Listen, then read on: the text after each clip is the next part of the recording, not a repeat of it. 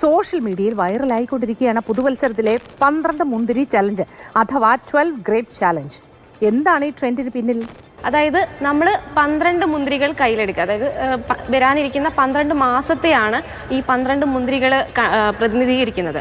അതായത് ഓരോ മാസവും നമ്മളെ ആഗ്രഹങ്ങൾ എന്താണെന്നുള്ളത് ഓരോ മുന്തിരി കഴിക്കുമ്പോഴും ഇതാ എൻ്റെ ആഗ്രഹം എന്ന് മനസ്സിൽ വിചാരിക്കുകയും അത് നടക്കുമെന്ന് സങ്കല്പിക്കുകയും ചെയ്യുക.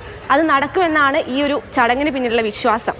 ആക്ച്വലി ഇത് സ്പെയിനിലാണ് ഇതിൻ്റെ തുടക്കം. സ്പെയിനിൽ ഒരു കൂട്ടം കർഷകർ അവരുടെ മുന്തിരിയുടെ വിളവെടുപ്പ് കൂടിയപ്പം അത് കൂടുതൽ വിറ്റു പോകാൻ വേണ്ടിയിട്ട് അവിടുത്തെ ആളുകൾ എന്ത് ചെയ്തു, ഇത് ഇങ്ങനെ ഒരു ആചാരം പ്രചരിപ്പിക്കുകയുണ്ടായി.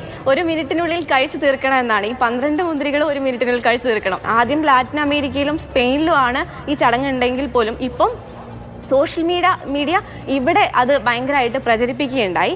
ഇത് ഏറ്റവും കൂടുതൽ